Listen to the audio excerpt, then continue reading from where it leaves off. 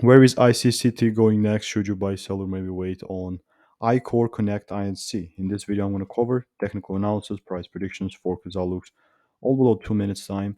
To do all of this, I'm going to use a strategy that has previously gotten me 300 plus wins. And the very most important thing that not a lot of people actually just had get a hold of and they're not aware is the overall fund technicals, right? The overall trend that they were in with ICCT. Today, we're down 20%, right?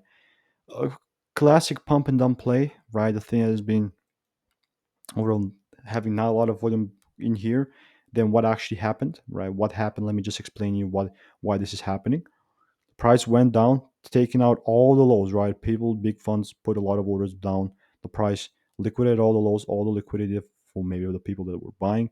Then bump, skyrocketed high for the people that were shorting and taking out all this liquidity right here. Was the liquidity just other people's stop losses?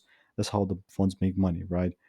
Now, with ICCT, so now like when the price just kind of skyrocketed right here, a lot of people started to get onto the trend.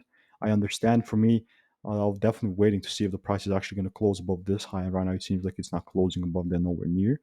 For me to actually consider upside trend, then actually use my strategy. So everything is kind of considered there.